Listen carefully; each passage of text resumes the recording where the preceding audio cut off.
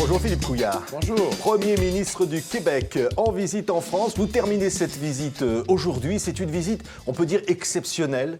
C'est un élan nouveau qui est donné aux relations entre la France et le Québec. Un élan d'amitié. Oui, basé sur l'amitié et l'affection avant tout, la longue histoire commune, cette belle langue qui est la nôtre, la culture, mais on veut lui donner une ampleur économique cette année. C'est la 18e rencontre alternée des premiers ministres.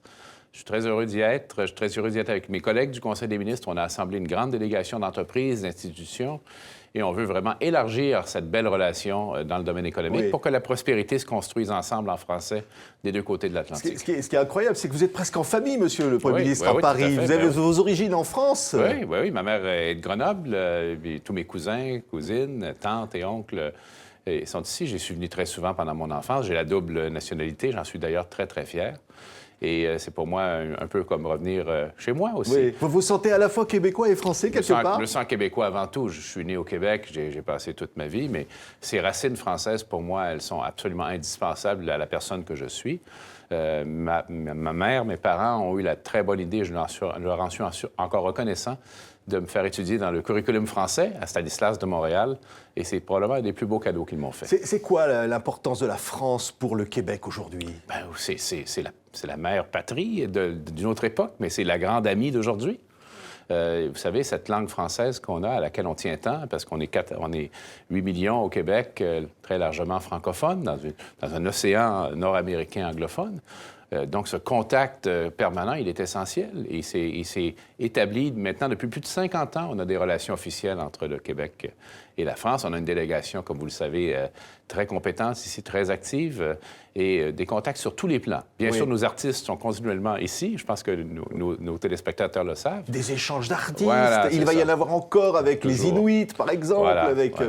Mais maintenant, on veut faire encore plus d'affaires ensemble. Parce que vous savez, quand on regarde les chiffres économiques, on se rend compte de quoi? On se rend compte que, quelle que soit la façon dont on regarde ces données, la France se trouve toujours dans les top 3 partenaires économiques du Québec. Que ce soit comme client de nos exportations, comme investisseur au Québec, c'est toujours un des principaux éléments de notre environnement économique. Donc, ajoutons ce versant, non pas pour déplacer les autres, qui demeurent le socle, la France et la culture, mais ajoutons cet espace économique. Parce que la culture est aussi un moyen de développer l'économie? Oui, bien, chez nous, c'est 130 000 emplois, la culture. Et puis ici même, dans cette station de télé, tous les artisans de la télévision qui font en sorte que cette émission se fasse, bien, ce sont des gens du milieu culturel qui ont des emplois de bonne qualité liés au milieu culturel, et ça, on le répète souvent. Ça veut dire quoi, Monsieur le Premier ministre? Par exemple, le numérique? Oui. Ça, c'est un enjeu important des relations entre la France et le Québec? Oui, à plusieurs plans. D'abord, sur le plan culturel, c'est un peu comme ça qu'on peut commencer cette description.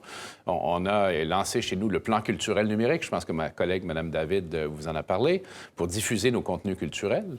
On veut élargir également la collaboration numérique à nos jeunes entreprises. Moi, ce qui me fascine, c'est voir ces jeunes de 25, 30 ans qui ont déjà leur entreprise, qui ont le goût et l'habitude d'inventer de façon presque continuelle, qui voient la vie et la société de façon totalement différente et qu'on veut faire travailler ensemble. J'étais à Bordeaux hier, on a vu l'initiative French Tech, et on s'est déjà engagé à ce que nos entrepreneurs travaillent ensemble pour refaire cet espace numérique d'entrepreneurs francophones. Et d'ailleurs, vous savez, l'Organisation internationale de la francophonie, qu'est-ce qu'elle a dit lors de son dernier forum? Elle a dit, il faut ajouter l'économie à la francophonie. Et c'est absolument essentiel. Alors, le numérique, c'est la façon par laquelle, entre autres, on peut le faire. Alors, les grands enjeux, le Québec, il y a le plan Nord, c'est l'Arctique. Vous souhaitez que les entreprises françaises investissent? Oui, elles sont déjà présentes. Je répète, il y a près de 400 entreprises françaises au Québec qui emploient 15 000 personnes. D'un autre côté, il y a plusieurs entreprises québécoises, 130 environ, qui emploient 11 000 personnes en France. Alors, il y a déjà ces échanges, mais le développement du Nord, que ce soit l'exploitation des ressources naturelles, mais aussi les infrastructures routières, ferroviaires, portuaires, la logistique, les télécommunications. Il y a énormément d'éléments, de secteurs dans lesquels la France a une expertise mondialement reconnue. Alors, on veut dire aux entrepreneurs français, venez participer à ce développement. Beaucoup d'opportunités. On peut penser au plan maritime également, le Saint-Laurent, les rives. Tout ça, c'est des fervents d'activités, de développement de relations. Absolument. Puis on veut bien sûr créer de l'emploi avec ça, de part et d'autre. Mais on dit aux entrepreneurs français, venez investir chez nous, venez participer. Puis on dit à nos entrepreneurs, on va vous aider à vous établir en France également, à développer vos activités, créer de l'emploi également de chaque côté de l'Atlantique. Oui, et le plan climatique, c'est important. Oui. Il va y avoir la conférence à Paris. Oui. Le président de la République, François Hollande, a souhaité que vous, M. Couillard, et le Québec vous associez totalement à cet enjeu. Vous savez, ce qu'on remarque maintenant, et plusieurs le notent, aux Nations unies notamment, c'est le rôle primordial des régions ou des États fédérés, ou même des grandes villes, dans ce combat essentiel contre les changements climatiques. Chez nous, au Québec, par exemple, ça fait depuis 2007 qu'on a attaché un prix au carbone. On a un marché du carbone commun avec la Californie. Peu de gens le savent, on en est très fiers. C'est le seul exemple au monde de 2 États fédérés, de 2 pays différents liés sur un marché de carbone. On prend l'argent du marché de carbone, on investit dans notre technologie verte, nos entreprises, on crée de l'emploi. Alors, on va venir à Paris avec notre voix qui est la nôtre, et on va dire avec d'autres régions, d'autres États fédérés, voilà ce qu'on fait, voilà ce qu'on peut faire, voilà la direction où il faut aller. Et je crois que pour le président de la République, j'ai bien senti que c'était un enjeu absolument fondamental. Oui.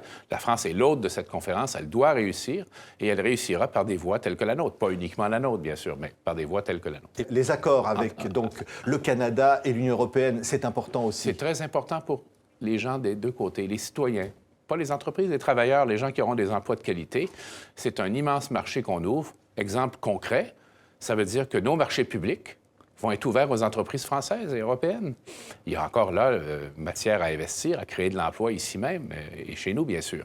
Alors, le texte fait l'objet d'un accord. Oui. Il faut qu'il soit traduit. On a plusieurs semaines devant nous. Vous souhaitez une ratification rapide? On souhaite qu'il soit ratifié, mais correctement. Il faut suivre les étapes parlementaires à Bruxelles comme dans les capitales européennes.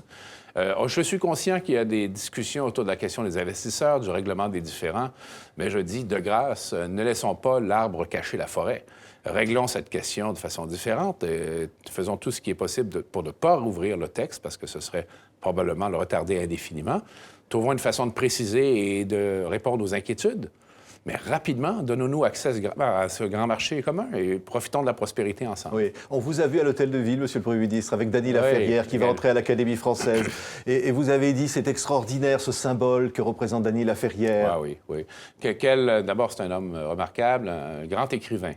Et je le dis de façon très sincère. Moi, le livre dont on discutait à la bibliothèque de l'Hôtel de Ville, c'était L'Énigme du retour, oui.